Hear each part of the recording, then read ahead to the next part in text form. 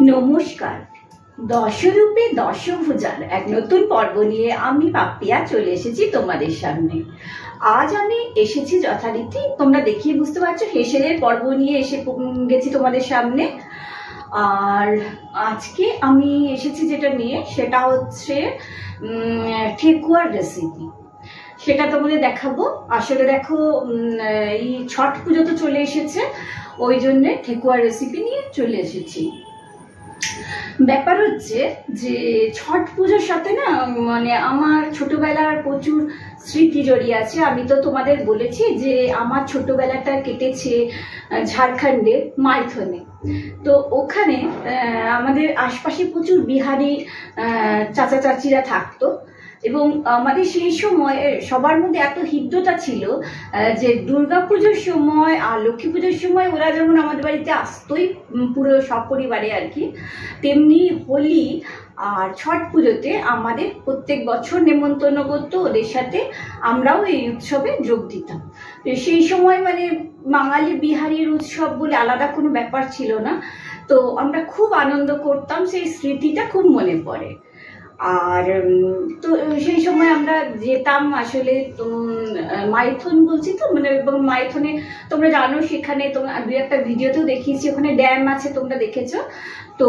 ওই ড্যামের ধারে, জলের ধারে গিয়ে ওখানে ওরা ছট পুজো করতো, আমরাও সেই চাচা চাচিদের সাথে যেতাম, ওদের সাথে ট্রেকারে করে খুব আনন্দ করতাম। একদিন বিকেলে যেতাম, পরের দিন সকালে যেতাম। তো তখন ঠেকুয়া হতো, এবার ওই সেই খাওয়া না, মানে এখনো স্মৃতিতে সেটা ভুলতে পারি না। ওই চাচিদের হাতের বানানো ঠেকুয়া, মানে তখন তো ছোট থেকে অমৃত লাগতো, এখনো সেটা খুব ভালো লাগে। তো অত ভালো তো নিশ্চয়ই আমি বানাতে পারবো না, কারণ ওটাতে শুধু যে রান্নার ব্যাপার থাকে তা না, ওনারা অনেক নিষ্ঠা সহকারে ঠাকুরের উদ্দেশ্যে সেটা বানান। তবে আমি যতটুকু পারবো তোমাদের দেখানোর চেষ্টা করব। চলো দেখাচ্ছি কি লাগছে। এই দেখো, এর জন্য লাগছে, এটা হচ্ছে আটা। এটা তোমরা ময়দাতেও করতে পারো, আমি আটাতে করছি, কারণ মেন যে ঠেকুয়া হয় পুজো, ছট পুজোর জন্য, সেটা আটাতেই হয়। তো পুরনো স্মৃতি মনে রেখে আমি আটা দিয়ে এটা করে দেখাচ্ছি তোমাদেরকে। এখানে 400 গ্রামের মতো আটা রয়েছে। আচ্ছা, এবার দেখো, এটাতে তোমার 100-150-150 কাছাকাছি সুজি রয়েছে এখানে। এই আটার সাথে সুজিটা মেশাতে হবে। আচ্ছা, এবার এটাতে 1 বাটি চিনি গুঁড়ো রয়েছে, এটাও মেশাবো। আর এখানে 1 বাটি গোটা চিনি রয়েছে। এটা আমি যখন মাখবো তখন আমি একটু আন্দাজ করে নেবো, কারণ এটা নিজেরা আন্দাজ করে নিও কতটা কি মিষ্টি খাবে, কেউ বেশি মিষ্টি খায়, কেউ কম, সেই অনুযায়ী দেবো। আর লাগছে নারকেল কুচি। এই দেখো, নারকেলটা একদম ছোট ছোট কেটে নিয়েছি। তোমরা বাজার থেকে কেনা শুকনো নারকেলের গুঁড়োও নিতে পারো, সেটা দিয়েও করতে পারো। তবে আমি তো ছোটবেলায় খেয়েছি এই মানে টাটকা নারকেল যেটা, সেটাই নিয়ে এসে করা, আমিও সেটাই করছি। আর লাগছে মৌরি, এখানে 2 চামচের মতো মৌরি রয়েছে। এখানে রয়েছে 4টের মতো এলাচ গুঁড়ো। আর এখানে এটা দেখো, নুন লাগছে। নুনটা একদম কম লাগবে, আমি নিয়েছি টেস্টের জন্য, ব্যালেন্সের জন্য একটু নুন দেব। আর লাগবে ঘি, আর লাগছে সানফ্লাওয়ার অয়েল। এবার চলো তোমাদের দেখাই কি করতে হবে। এই যে আটাটার মধ্যে আমি প্রথমে একদম একটুখানি, এই দেখো এইটুকু নুন দিয়ে দিচ্ছি এটাতে। হ্যাঁ, আর একটুখানি দিই, এটা যেহেতু মিষ্টি দেবো, একটু নুন না দিলে না ব্যালেন্স আসে না জিনিসটাতে, সেই জন্য আমি দিচ্ছি। আচ্ছা, এবার এর মধ্যে এই সুজিটা মিশিয়ে দেব। সুজিটা মেশাচ্ছি, এরপরে নারকেল কুচিটা এটা দিয়ে দিলাম। তারপরে এতে যে মৌরি ছিল, মৌরিটা দিয়ে দিলাম, আর এলাচের গুঁড়োটা দিয়ে দিলাম। তারপরে এই যে চিনি যেটা গুঁড়ো করা ছিল, এটা এর মধ্যে মিশিয়ে দিচ্ছি। চিনি গুঁড়ো, জানো তো, তোমরা ভাবছো হয়তো এটা অনেকটা, চিনি গুঁড়ো কিন্তু একটুখানি চিনি দিলে গুঁড়ো হলে অনেকটা লাগে দেখতে, সেই জন্য এটা করলাম, মিশিয়ে দিলাম। আর এবার এই যে গোটা চিনি রয়েছে, গোটা চিনি আমি এখানে প্রথমে কিছুটা দিয়ে নেব, তারপরে যদি মনে হয় তখন আবার দেব। দেখো 4 চামচ 5 চামচ দিয়ে দিলাম, বাকিটা থাকলো, এখানে হাফের বেশি কিন্তু থাকলো। এইবার এর মধ্যে ঘি দেব। এই জিনিসটাতে না ঘিটা কিন্তু বেশি লাগবে। তোমরা হয়তো বলতে পারো যে কেন এখানে কি সাদা তেল দিয়ে করা যায় না? আমি তাহলে বলবো যে না, সাদা তেলে তোমার যে ঠেকুয়ার যে অরিজিনাল টেস্ট সেটা কখনোই আসবে না, আর খাস্তা ভাবটাও কখনোই হবে না। আচ্ছা, এখানে আমি 5-6 চামচ ঘি দিলাম, তারপরে মেখে নিয়ে ময়ানটা দেখে নিই ঠিক আছে নাকি, তারপরে আবার দেবো লাগলে। এবার এগুলোকে সব মিলিয়ে এটাকে মেখে নিতে হবে, মেখে নিয়ে একটু ময়ানটা টেস্ট করে নেব, তারপর তোমাদের দেখাবো। এইবার দেখো এটাকে ঘিটাকে ভালো করে মিশিয়ে নিয়েছি। এই দেখো ময়ানটা হয়ে গেছে, কারণ এটা মুঠো বেঁধে যাচ্ছে, তোমাদের তো আগেই বলেছি মুঠো বাঁধলে বুঝবে হয়ে গেছে। এবার এটাকে আমি অল্প অল্প জল দিয়ে এটাকে মেখে নেব। তো অল্প অল্প জল দিয়ে তোমাদের দেখাই একটু। এই দেখো, কিন্তু প্রথমেই কখনো বেশি জল দেবে না, একটু একটু জল দেবে, কারণ এটার যে ডোটা হবে সেটা কিন্তু পুরো টাইট হতে হবে, শক্ত, না হলে ভালো হবে না, ঠেকুয়া খাস্তা হবে না। তো অল্প অল্প জল দিয়ে এরকম করে মেখে নিচ্ছি, তারপর তোমাদের দেখাচ্ছি।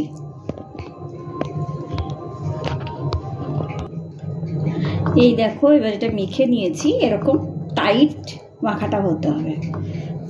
এবার এটাকে মেখে, এটা মাখা হয়ে গেছে, এবার এটাকে আমি চাপা দিয়ে রেখে দেবো মিনিট 10-এর জন্য। 10 মিনিট পরে তারপর তোমাদের দেখাবো। এখন ঢাকা দিয়ে রেখে দিচ্ছি। এই দেখো ঢাকাটা খুলে নিলাম।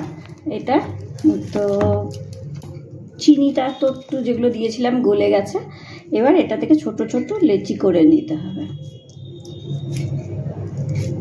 এই ধরো একটা লেচি করে নিলাম।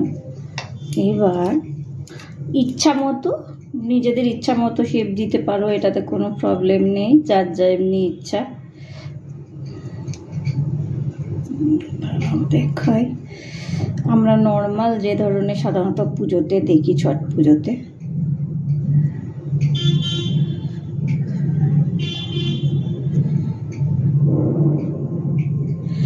এইবার চাটুতে একটু রেখে এটাকে প্লেন করে নিলাম। এদিকটা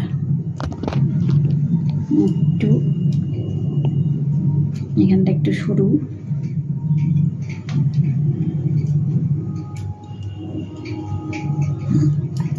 এবার দেখো একটা ওই যেগুলো মালাইকারি করার যে স্টিকগুলো থাকে ওইগুলো নিলাম, নিয়ে এটাকে চেপে এরমভাবে চেপে ঢুকিয়ে, একটু জোরে চাপবে, নাহলে ভাজার সময় না এটা হয়ে যাবে, মানে পরিষ্কার দাগগুলো উঠবে না। এইবার এরকম ভাব, এরকম, এদিকে এরকম,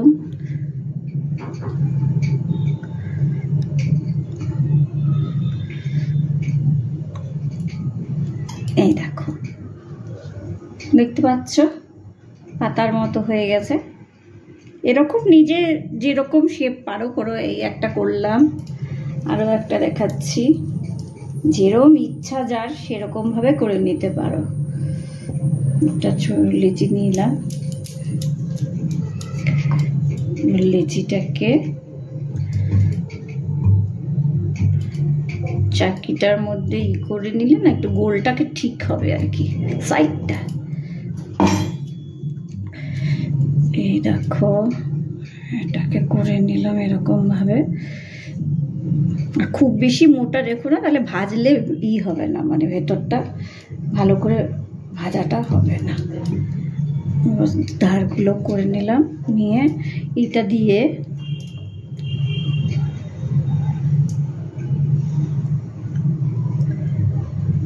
যেরকম খুশি করতে পারি। ডিজাইন করাতে তো আমাদের নিজেদের হাতের মধ্যে যার যা মাথায় আসবে সেই রকমভাবে এটাকে করে নেবে।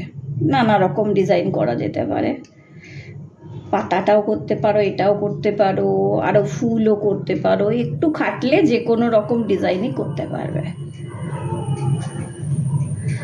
এইভাবে একটু, আর এই দাগগুলো না একটু ডিপ করে দেবে, না হলে ভাজার সময় কিন্তু হয়ে যাবে। এই দেখো এটা হলো। এবার এরম করে আমি কয়েকটা বানিয়ে নিই, তারপরে তোমাদের দেখাচ্ছি। এই দেখো এগুলো বানিয়ে নিয়েছি। সব কটা যদিও বানানো হয়নি, যে পরিমাণ দেখালাম তাতে অনেকটাই হবে, কিছু বানিয়ে নিয়েছি তোমাদের দেখানোর জন্যে। আর এখানে কড়াইয়ে তেল গরম করতে দিয়ে দিয়েছি। এদিকে দেখো কড়াইয়ে তেল গরম করতে দিয়ে দিয়েছি। তেলটা মোটামুটি গরম হয়ে গেছে। এটা না খুব বেশি তেল গরম করার দরকার নেই, মোটামুটি যখন হয়ে যাবে তখন এগুলোকে দিতে হবে। দিয়ে আর ফ্লেমটা একদম কমিয়ে রাখবে।